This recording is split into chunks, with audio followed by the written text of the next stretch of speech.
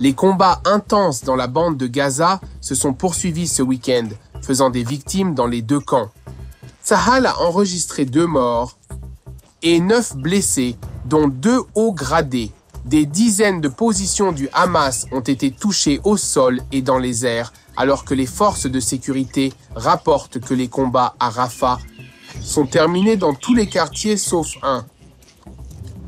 Pendant ce temps, les interrogatoires des combattants du Hamas qui se sont rendus à Rafah ont permis de mettre au jour un tunnel d'1 kilomètre de long.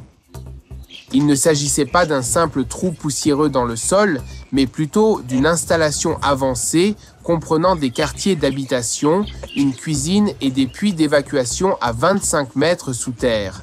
Pendant ce temps, Tsahal a éliminé un terroriste de haut rang, Nasser Chabi Ibrahim Joumash, commandant du quartier général de production de roquettes du Hamas. Les combats se sont ensuite intensifiés, faisant de nouvelles victimes. Alors que toutes ces activités cinétiques se poursuivent, les négociations en vue d'un cessez-le-feu à long terme se sont également poursuivies. Le Hamas pose des conditions tandis qu'Israël lance des ultimatums. L'heure tourne pour les deux parties à mesure que le jour de l'arrivée du président Trump dans la région se rapproche. Et à l'approche de cette visite en Arabie Saoudite, sur fond de volonté américaine de parvenir à un accord, le Hamas insiste sur le fait que la libération des otages ne se fera qu'avec la fin de la guerre. Et pendant ce temps, les pourparlers se poursuivent, les Qataris sont revenus à la table des négociations, mais il n'y a toujours pas d'avancée spectaculaire. Il y a également la question de l'aggravation de la crise humanitaire à Gaza, Israël ayant présenté un plan visant à augmenter et à accélérer la distribution de l'aide de manière à empêcher le Hamas de la voler. La distribution de l'aide sera effectuée par des entreprises américaines dans des enceintes spécialisées qui seront sécurisées par les forces de défense israéliennes. Des boîtes contenant des produits de base pour une semaine arriveront dans la bande de Gaza depuis le port d'Ashdod en Israël ou depuis la Jordanie et seront remises à chaque famille gazaoui qui atteindra le complexe. C'est ce qui est prévu, mais Israël craint toujours que le Hamas n'essaie de voler les fournitures et de les dérober dans les maisons des habitants après qu'elles aient été récupérées dans les complexes. Et pendant ce temps, contrairement à ce qui a été dit, aucun camion transportant 75 000 litres de carburant n'est entré dans la bande de Gaza. Enfin, le Hamas joue une fois de plus la guerre psychologique en diffusant des vidéos d'otages qui donnent un peu d'espoir à leurs familles en les voyant en vie. Au cours du week-end, les otages Yosef Chaim Ohana et Elkana Bourbout ont ainsi été filmés. Nous vous donnerons tous les détails à ce sujet. Entre-temps, il y a des développements intéressants sur l'arène nord d'Israël. Le gouvernement libanais agit résolument pour lutter contre la contrebande du Hezbollah, notamment en concentrant ses activités sur le principal aéroport international de Beyrouth. Pendant des années, l'aéroport de Beyrouth a été synonyme de Hezbollah, mais en l'espace de quelques mois, dans l'ombre de la guerre contre Israël, des dizaines de travailleurs soupçonnés de liens avec l'organisation du Hezbollah ont été licenciés. Les avions en provenance d'Iran n'atterrissent plus et, récemment, une tentative de contrebande de plus de 20 kg d'or a été déjouée. Des sources israéliennes et américaines ont exprimé leur optimisme face à ces mesures et espèrent que d'autres progrès seront réalisés. Nous parlerons également de l'arrêt surprise par le président Trump des frappes contre les Houthis au Yémen. Des responsables américains ont affirmé que les Houthis avaient menacé de poursuivre leurs attaques contre le territoire israélien, mais ils se sont engagés à continuer de tirer des missiles balistiques sur Israël et ils ont tenu leur promesse ce week-end. Israël a l'intention d'agir pour mettre un terme à tout cela et nous allons vous parler de ces plans que les Houthis semblent prendre très au sérieux. Et bien sûr, Mati Shoshani, correspondant principal de TPN Israël pour l'analyse du Moyen-Orient, nous emmènera en Iran à la veille de la reprise des pourparlers avec l'Iran. Avant la reprise des pourparlers avec les États-Unis sur un 4e cycle de négociations qui s'ouvrira lundi à Oman avant la visite du président Donald Trump au Moyen-Orient et après que son envoyé, Steve Witkoff, a déclaré que tout accord devait inclure le démantèlement des installations d'enrichissement de l'Iran. Téhéran a déclaré à plusieurs reprises que ces installations d'enrichissement ne faisaient pas l'objet de négociations. et son ministre des Affaires étrangères, Arakchi, a déclaré ce week-end que son pays ne renoncerait jamais à ses droits nucléaires. Nous avons donc beaucoup à dire aujourd'hui. Alors plongeons dans les détails. Je m'appelle Yair Pinto et voici votre rapport Boots on the Ground sur ce qui se passe en Israël au 583e jour de la guerre contre le Hamas, le Hezbollah, les Houthis au Yémen, les milices chiites en Irak et tous les autres groupes armés de la région qui reçoivent leurs ordres du corps des gardiens de la révolution islamique d'Iran, qui est à la tête de l'axe du mal au Proche-Orient. Avant de commencer, je vous invite à cliquer sur le bouton d'abonnement si vous ne l'avez pas encore fait, afin de connaître la vérité en temps réel et de ne jamais manquer un autre épisode de Boots on the Ground. Des combats acharnés ont eu lieu ce week-end dans le sud de la bande de Gaza, et selon le porte-parole de Tsahal, l'aviation israélienne a frappé 150 cibles dans la bande de Gaza au cours des 3 derniers jours. Dans le même temps, Tsahal a éliminé des terroristes dans le quartier général de production de roquettes du Hamas. Dans la nuit de samedi à dimanche, une frappe aérienne de Tsahal dans la région de Dir el-Balak a permis d'éliminer Nasser Shabahi Ibrahim Juma, un commandant de l'équipe de production de roquettes du Hamas. Juma était un terroriste chevronné au sein de l'équipe et a participé activement au processus de fabrication des roquettes pendant de nombreuses années, mais désormais il ne le fera plus. Par ailleurs, la division 143, la division de Gaza, continue d'opérer dans le sud de la bande de Gaza et la division 252 dans le nord. Au cours de leurs activités, les avions ont frappé plusieurs terroristes qui tentaient de poser des engins explosifs à proximité de nos forces, ainsi qu'un entrepôt d'armes du Hamas et un bâtiment dans lequel se trouvaient plusieurs terroristes qui avaient tiré sur nos forces. Dans le secteur nord de la bande de Gaza, les forces de défense israéliennes ont éliminé 2 terroristes armés qui se dirigeaient vers elles et constituaient une menace pour elles. En outre, les forces de la division 36 ont opéré dans la zone de Rafah et le long du corridor de Morad et ont frappé un bâtiment piégé dans lequel opéraient plusieurs terroristes qui menaçaient nos forces. Les forces de la division de Gaza opérant dans le sud de la bande ont également détruit des infrastructures terroristes en surface et en sous-sol, tandis que les informations obtenues lors de l'interrogatoire de 2 agents du Hamas qui se sont rendus à Rafah ont permis cette semaine de mettre au jour un tunnel terroriste souterrain d'1 kilomètre de long. Tsahal et le Shin Bet ont publié des détails sur la situation vendredi soir, annonçant que les 2 terroristes qui se sont rendus aux forces de défense israéliennes ont rapidement commencé à parler des opérations du Hamas dans cette zone et notamment de l'existence de ce tunnel qui passait sous la zone de Sabora à Rafah. Sur la base de ces renseignements, les forces spéciales de l'unité de génie de combat de Ya'alam sont arrivées sur le site et ont entamé une opération de recherche de tunnels. Elles ont rapidement découvert l'entrée du puits sous une zone résidentielle civile. Ce tunnel géant s'étendait sur environ 1 km et, à une profondeur d'environ 25 mètres sous le sol. Il comprenait des portes anti-souffle spéciales destinées à protéger contre les explosions et plusieurs puits de sortie qui permettaient aux terroristes de se déplacer sans être exposés. Selon les évaluations de Tsahal et du Shin Bet, le complexe servait de base opérationnelle aux terroristes du Hamas sous la direction de Sinwar dans la région. Les forces de Ya'alam ont donc décidé de démolir l'ensemble du complexe. Des raids ont donc été menés simultanément sur d'autres infrastructures terroristes dans cette zone et des armes et du matériel militaire ont également été saisis et détruits. Alors les amis, ici à TBN francophone, nous continuerons à rendre compte de chaque activité militaire israélienne pour vous apporter toute la vérité sur ce qui se passe en Israël. Et comme toujours, nous vous demandons de nous aider à diffuser la vérité, de vous abonner à cette chaîne YouTube et de partager nos vidéos. À l'approche de la visite du président américain Donald Trump en Arabie Saoudite et contre la volonté américaine de parvenir à un accord de cessez-le-feu, le Hamas insiste sur le fait que la libération des otages ne se fera qu'avec la fin de la guerre. Le Hamas a fait savoir aux médiateurs et à l'administration américaine qu'il souhaitait des négociations, mais uniquement selon ses propres conditions. Samedi soir, ces conditions ont été répétées une fois de plus et comprennent la cessation de la guerre qu'ils ont déclenchée, aucun désarmement et un retrait total des forces de défense israéliennes de la bande de Gaza. Les pourparlers se poursuivent et les Qataris sont revenus à la table des négociations après qu'il a été révélé qu'ils avaient torpillé les contacts au cours des dernières semaines. L'Égypte et le Qatar tentent à présent de faire pression pour parvenir à un accord, mais cela semble sans espoir dans les 2 ou 3 jours qui restent avant l'arrivée du président Donald Trump au Moyen-Orient. Le Hamas utilise également les vidéos des otages pour stopper l'expansion des combats de Tsahal dans la bande de Gaza, signalant qu'une expansion des combats nuirait aux otages.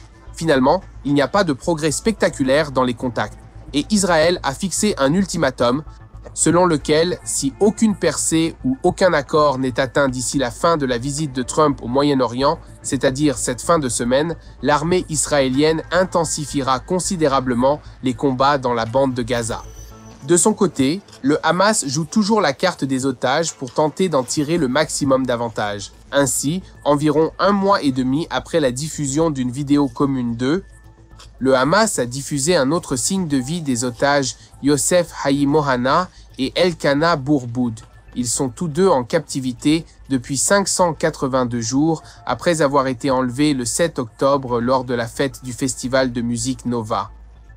Pour rappel, 59 otages sont toujours détenus dans la bande de Gaza selon Israël. 24 d'entre eux figurent sur la liste des otages vivants et l'on craint pour la vie de 3 d'entre eux. Israël s'est engagé à faire tout ce qui est en son pouvoir pour les libérer et pour s'assurer que toutes les personnes qui ont pris part à commettre ces atrocités paient le prix fort pour ces actes ignobles.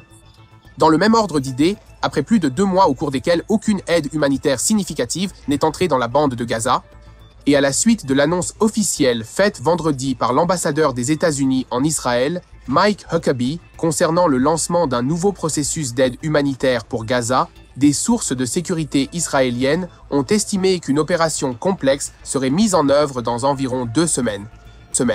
Israël estime que la combinaison de 2 actions, à savoir l'intensification de l'activité militaire terrestre dans la bande de Gaza et la distribution contrôlée de l'aide humanitaire sans passer par le Hamas, peut avoir un effet combiné qui fera avancer les objectifs de la guerre. L'idée est que le fait d'endommager les capacités militaires du Hamas, tout en coupant ses liens avec la population civile, affaiblira sa position dans la bande de Gaza.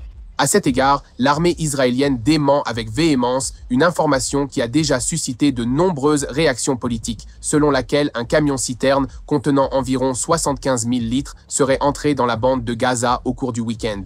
Ainsi, selon des sources militaires, le rapport n'est pas correct et ne reflète pas la réalité sur le terrain. Cela nous amène à nous interroger sur la manière dont seront distribuées les nouvelles cargaisons d'aide humanitaire dans la bande de Gaza. Selon le plan qui se dessine, une grande partie de l'aide humanitaire sera transférée à Gaza par l'intermédiaire d'un mécanisme unique géré par des sociétés privées américaines. Ces sociétés seront chargées de la distribution directe des boîtes de nourriture et de fournitures aux habitants de Gaza, tandis que les forces de Tsahal assureront la sécurité de l'ensemble du processus. Les colis d'aide arriveront dans la bande de Gaza par le point de passage de Kerem Shalom après avoir fait l'objet d'un examen approfondi et avoir été approuvés dans des enceintes de sécurité spécialement créées à cet effet. Ainsi, selon le mécanisme prévu, un des membres de la famille gazaoui devra se rendre physiquement au centre de distribution défini et après une procédure de sécurité ordonnée, recevra la boîte d'aide désignée pour sa famille. Les boîtes contiendront des produits alimentaires de base ainsi que d'autres équipements vitaux et l'objectif de la distribution directe par les entités américaines est d'empêcher le Hamas de s'emparer de l'aide et de l'utiliser pour ses combattants ou comme moyen de pression sur la population. Les services de sécurité israéliens sont conscients des principaux défis auxquels est confrontée l'opération d'aide humanitaire et de la possibilité que des agents du Hamas tentent de s'emparer de l'aide, soit en perturbant la distribution elle-même, soit en la dérobant ensuite dans les maisons des habitants. Ce scénario s'est concrétisé dans des cas similaires dans d'autres zones de conflit, comme au Yémen, où des organisations terroristes se sont emparées de l'aide humanitaire destinée aux civils. Nous avons vu cela se produire à plusieurs reprises dans cette région. Néanmoins, Israël estime que la méthode de distribution directe sous stricte supervision peut réduire de manière significative la capacité du Hamas à contrôler les ressources. En outre, on espère que le succès de cette opération contribuera à isoler le Hamas, même au sein de la population palestinienne de la bande de Gaza, qui verra que l'organisation qui la dirige ne peut pas répondre à ses besoins fondamentaux alors que des acteurs extérieurs le font. Concentrons-nous sur l'arène du Nord. Le week-end dernier, le portail d'information du Wall Street Journal a publié une déclaration de responsables militaires américains et israéliens se félicitant des mesures prises par le gouvernement libanais pour réduire le contrôle du Hezbollah sur l'aéroport international Rafik Hariri de Beyrouth, situé dans la zone densément peuplée du sud de Beyrouth, en grande partie contrôlée par le Hezbollah. Pendant des années, l'organisation l'a utilisé comme canal de contrebande et comme levier pour asseoir sa domination sur le Liban. Aujourd'hui, le nouveau gouvernement libanais tente de le reprendre. D'une manière générale, les responsables américains font preuve d'un optimisme prudent à l'égard du nouveau gouvernement libanais, de l'affaiblissement du Hezbollah et de l'opposition croissante de la rue libanaise à son égard. Le rapport du Wall Street Journal note que le mouvement ciblé à l'aéroport de Beyrouth fait partie d'un effort plus large visant à limiter l'influence de l'organisation terroriste Hezbollah et à lui couper ses sources de revenus. Le premier ministre libanais Nawaf Salam a déclaré dans une interview au journal que l'on pouvait sentir la différence. Pour la première fois dans l'histoire du Liban, nous améliorons notre gestion de la contrebande. Par exemple, un haut responsable de la sécurité libanaise cité dans le rapport a déclaré que les forces de sécurité libanaises ont récemment déjoué une tentative d'introduction clandestine de plus de 22 kg d'or au profit du Hezbollah par l'aéroport. Par ailleurs, les agents du Hezbollah admettraient qu'ils ont rencontré de nouvelles difficultés pour utiliser cette porte d'entrée pour faire entrer de l'argent au Liban. Cela ralentit leurs efforts pour reconstruire leur puissance militaire, rétablir leur présence dans les villages du sud Liban et soigner leurs combattants qui ont été blessés pendant la guerre. Alors les amis, ici à TBN francophone, nous continuerons à rapporter chaque développement dans le secteur nord. Et comme toujours, nous vous demandons de nous aider, de partager et de nous suivre. Et si vous ne l'avez pas encore fait, veuillez cliquer sur le bouton d'abonnement sur la chaîne YouTube de TBN francophone et ne jamais manquer un autre épisode de Boots on the Ground. Nous passons maintenant à Mati Shoshani, analyste principal du Moyen-Orient à TBN, qui va nous présenter les derniers développements dans notre voisinage, y compris des questions sur les nouvelles lignes rouges de Washington dans les négociations nucléaires avec l'Iran, le cessez-le-feu du président Trump avec les Houthis et le 4e cycle de négociations avec le Hamas. Tout cela permet-il d'envisager une percée qui laissera Israël seul face à l'Iran et aux menaces des Houthis, ou plutôt une escalade régionale inévitable vers plus de violence? Mati, faites-nous savoir ce qui se passe. Steve Witkoff, l'émissaire des États-Unis pour presque tout ce qui se passe dans cette partie du monde et aussi de la guerre entre l'Ukraine et la Russie dans une certaine mesure. Il a posé la question l'autre jour, pourquoi l'Iran aurait-il besoin d'uranium enrichi s'il ne cherche pas à obtenir une bombe? C'est en quelque sorte la question qui plane toute cette semaine à venir et peut-être même un peu plus que cela, sur l'évolution de la situation dans cette région. Pour rappel, la saison a été très chargée, avec de très nombreux événements qui se sont succédés à un rythme effréné. Pour récapituler rapidement ce qui s'est passé au cours de la semaine écoulée, je dirais que les Houthis ont été déclarés vaincus par les États-Unis. Et si vous leur demandez, ils vous diront quelque chose de complètement différent. Le président Trump s'apprête à se rendre dans la région pour une série de réunions avec les Saoudiens, les Émiratis et les Qataris, mais surtout, et étrangement, sans venir en Israël. Et pour couronner le tout, il y a la question iranienne. Ce week-end, les Iraniens ne sont pas venus. Ils ont annulé les négociations qui devaient avoir lieu, mais on s'attend à ce qu'ils viennent le week-end prochain. Et ce qui est remarquable, ce qui vaut la peine d'être suivi dans cette négociation, c'est que les Iraniens font maintenant une ligne que l'on pourrait qualifier de plus douce à l'égard des États-Unis. Les États-Unis, quant à eux, adoptent une attitude beaucoup plus dure à l'égard des Iraniens en posant une question évidente. Pourquoi vous autoriserions-nous à conserver de l'uranium enrichi si vous ne cherchez pas à obtenir une bombe? Ils ont proposé de multiples méthodes pour résoudre cette question, ce problème avec les Iraniens, et les Iraniens n'ont jusqu'à présent pas accepté de s'asseoir à la table des négociations. Mais je pense que les choses sont différentes aujourd'hui, et permettez-moi d'essayer de l'expliquer. Vous pouvez dire ce que vous voulez, et j'ai beaucoup à dire sur la façon dont les États-Unis ont mis fin à leur campagne contre les Houthis au Yémen. Et pour rappel, elle n'a pas vraiment pris fin. Le président Trump a fait une déclaration très audacieuse disant qu'il accepterait le désir des Houthis d'obtenir un accord de cessez-le-feu et ils ont essuyé beaucoup de tirs. Ils ont été très courageux dans leur combat contre les États-Unis et maintenant nous nous dirigeons vers un cessez-le-feu. Les Houthis ne perdent pas une miette. Ils sortent et disent « c'est faux ». Nous sommes prêts à cesser les tirs contre les navires américains à condition que vous cessiez immédiatement tout acte d'attaque contre nous, ce qu'ils disent depuis le début de cette campagne qui dure depuis plus d'un mois maintenant. Ce qui est intéressant, c'est qu'ils disent clairement que nous ne cesserons pas d'attaquer des cibles israéliennes. Et ils n'ont pas cessé d'attaquer des cibles israéliennes. Ils ont abattu des drones israéliens, ils ont tiré des missiles balistiques contre Israël à plusieurs reprises et ils continuent de cibler les biens israéliens dans la région. Ils ont toutefois cessé leurs attaques contre les navires commerciaux qui traversent la mer Rouge ou le détroit de Bab el-Mandab. La situation est donc très délicate en ce qui concerne les Houthis.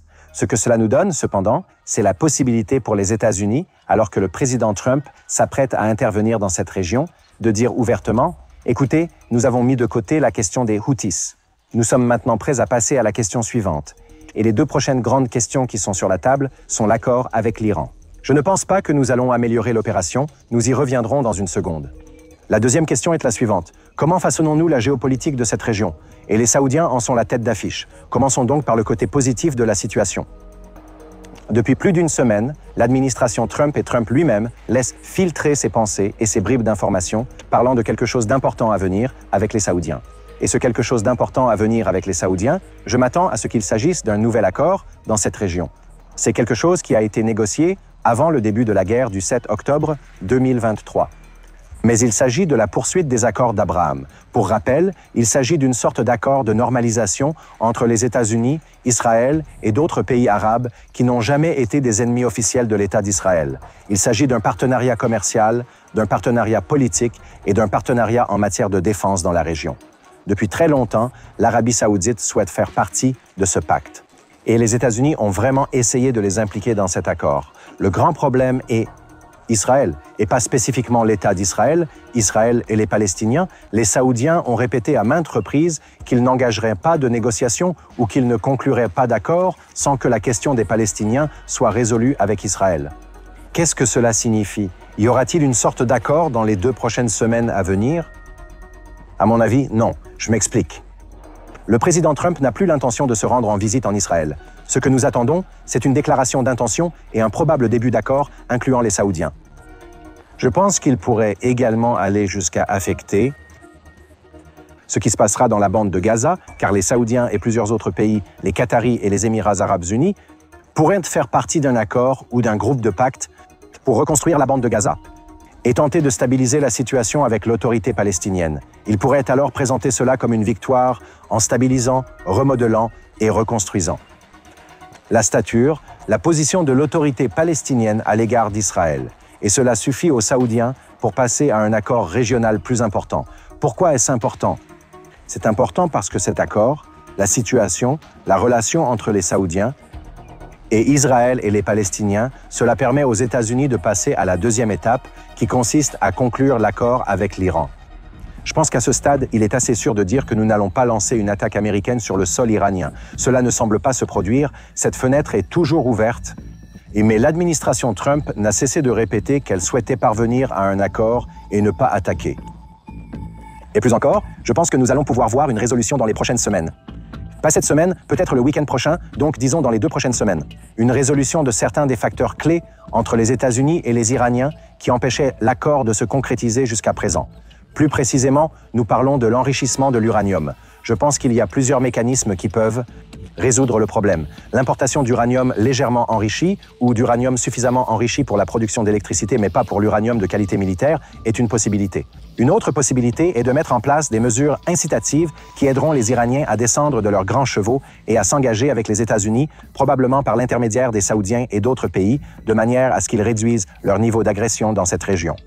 Dans l'ensemble, nous assistons à un week-end très intéressant de rééquilibrage des pouvoirs, de réorganisation de la place des Houthis en tant que force de combat par procuration pour les Iraniens, après que les États-Unis ont pratiquement fermé la porte à cette histoire, du moins pour l'instant.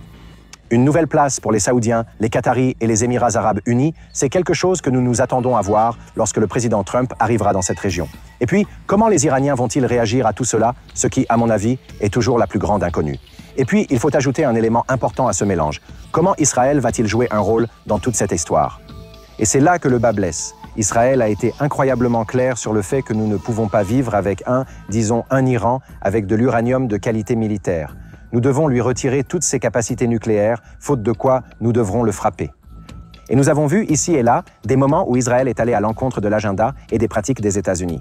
Je ne pense pas qu'il s'agissait d'une action non coordonnée, mais elle ne correspondait pas exactement à ce que faisaient les États-Unis. Les États-Unis ont dit qu'ils en avaient fini avec les Houthis, alors qu'au même moment, Israël attaquait les Houthis parce qu'ils tiraient des missiles sur nous, comme il se doit. Nous devons répondre à ce type d'attaque. Et cela laisse une grande question. Que se passera-t-il si un accord faible et pas assez complet ou pas suffisamment complet est conclu avec les Iraniens, où ils conservent une sorte de capacité nucléaire et Israël doit décider de ce qu'il fait? Les autorisera-t-il à poursuivre leurs efforts en vue d'obtenir une bombe, peut-être secrètement, peut-être dans quelques années? Ou bien agissons-nous maintenant, alors que leurs défenses aériennes sont affaiblies et que les États-Unis sont soutenus dans cette région? La situation reste très complexe et il n'y a pas vraiment de conclusion parce que la conclusion se fera au cours du prochain week-end et après la visite de Trump dans cette région. Tout cela pour dire qu'il faut vous tenir informé de près sur tout ce qui se passe au Moyen-Orient. Pour ce faire, suivez-nous, abonnez-vous sur TBN francophone et tenez-vous au courant des dernières nouvelles qui sortent régulièrement sur cette chaîne. Concentrons-nous à nouveau sur les Houthis au Yémen, le front le plus éloigné d'Israël dans cette guerre. Mais un instant avant de nous y plonger, si vous nous regardez encore, je vous invite à vous abonner à TBN francophone. Israël a l'intention d'agir à nouveau au Yémen alors que des missiles balistiques continuent d'être lancés en direction de notre territoire. Vendredi dernier, un missile a été tiré depuis le Yémen en direction d'Israël avant d'être intercepté en dehors de notre espace aérien, mais pas avant d'avoir déclenché des alarmes dans de vastes zones du pays. Compte tenu de cette attaque et d'autres actes hostiles à l'égard d'Israël, les forces de défense israéliennes devraient intensifier leurs frappes contre les Houthis au Yémen, tandis que des sources américaines ont affirmé que les Houthis avaient menacé de poursuivre leurs attaques contre le territoire israélien lors de leurs pourparlers.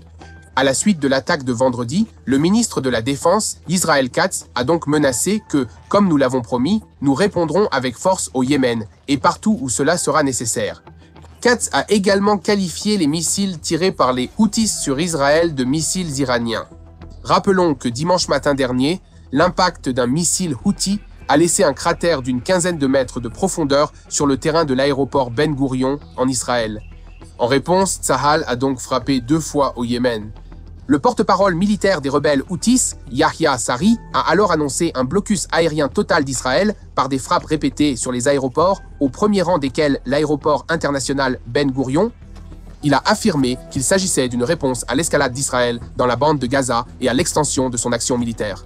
Toutefois, les habitants des régions du Yémen contrôlées par les Houthis ont exprimé leur crainte de nouvelles frappes israéliennes après qu'Israël a menacé de prendre de nouvelles mesures de représailles à la suite du tir de missiles effectué vendredi dernier par les Houthis. Selon un rapport du portail d'information saoudien Ashraq al-Awsat, de nombreux habitants affirment que les récentes frappes israéliennes ont touché des installations civiles et ont porté atteinte à la population alors que les dirigeants Houthis n'ont pas été touchés. Parmi les cibles touchées figurent les ports d'El Hodeida et de Ras Issa, des cimenteries à Amran et Bajil, l'aéroport international de Sanaa, 3 avions de la compagnie aérienne nationale et 2 centrales électriques. Toutefois, un fonctionnaire de Sanaa a déclaré à Ashraq al-Awsat que les scènes de destruction de l'aéroport de Sanaa étaient effrayantes, mais que les dommages causés au port et aux cimenteries donnaient à la plupart des habitants le sentiment qu'Israël punissait des civils sans défense alors que les dirigeants Houthis et leurs dépôts d'armes restaient protégés. L'analyste politique vivant dans les zones Houthi, également cité dans le rapport, a ajouté que l'approche d'Israël sert en fait les dirigeants Houthi, car ils utilisent les frappes pour se présenter comme le seul défenseur de la Palestine face à la puissance militaire d'Israël. Selon le journal saoudien, l'analyste qui a requis l'anonymat par crainte d'être arrêté a expliqué que les Houthis exploitent l'ignorance de la population de la zone qu'ils contrôlent et qu'ils utilisent les mosquées et les médias pour diffuser de la propagande sur de fausses réalisations contre Israël, en exagérant l'effet des missiles et des drones qu'ils lancent contre Israël, même ceux qui n'atteignent pas leur cible. L'analyste a également noté que le Yémen a hérité, au cours des 6 dernières décennies, d'un discours révolutionnaire mobilisateur émanant à la fois des forces de gauche et des frères musulmans. L'augmentation du taux d'analphabétisme, qui a atteint 67% au cours de la dernière décennie, a permis aux Houthis d'exploiter cet héritage ainsi que la pauvreté et le manque d'opportunités d'emploi. Le rapport ajoute que les Houthis ont limité les sources de revenus principalement au recrutement de jeunes dans leurs rangs, conditionnant le maintien de l'emploi à des postes gouvernementaux et la participation aux activités des Houthis. Le contrôle qu'ils exercent sur la distribution de l'aide humanitaire en liant les recettes de l'aide au soutien et à la participation renforce encore leur emprise sur la population du Yémen. Ici, à TBN francophone, nous continuerons à rendre compte de tous les développements au Yémen. Et je voudrais conclure le reportage d'aujourd'hui en vous racontant l'histoire de 2 héros qui sont tombés au champ d'honneur ce week-end pour défendre l'État d'Israël. Le sergent Ishael Yakim Orbar, âgé de 20 ans, du 605e bataillon du corps des ingénieurs de combat, originaire de Ziron Yaakov, et le sergent Yam Fried, âgé de 21 ans, de l'unité de reconnaissance de la brigade Golani de Shalit, sont tombés jeudi alors qu'ils combattaient des terroristes du Hamas dans la partie sud de la bande de Gaza. L'incident a commencé en début d'après-midi alors qu'une unité du génie du bataillon 605 recherchait un puits de tunnel à l'intérieur d'un bâtiment à Gaza. Pendant le balayage, un RPG a été tiré sur les soldats, touchant le bâtiment et provoquant son effondrement sur les forces qui s'y trouvaient. C'est au cours de cet incident qu'Orbach a été mortellement blessé. Peu après, dans la même zone, un missile anti-char a été tiré sur un véhicule blindé de transport de troupes, Namer d'une force conjointe de reconnaissance, Golani, et du bataillon 605. L'impact a été direct et mortel. Fried a été mortellement blessé et 4 autres soldats ont été grièvement blessés. Les amis à TBN francophone, nous prierons pour les familles de ces héros et nous vous demandons de vous joindre à nous. Alors les amis, quand vous priez, priez pour la sécurité des soldats de l'armée israélienne. Priez pour que tous les otages qui sont encore retenus dans la bande de Gaza soient libérés. Priez pour que nos dirigeants fassent preuve de sagesse. Priez pour tous les civils de cette région qui sont touchés par ces terroristes, que ce soit au Liban, au Yémen, dans la bande de Gaza ou en Israël. Et le plus important, je vous demande de prier pour la paix à Jérusalem,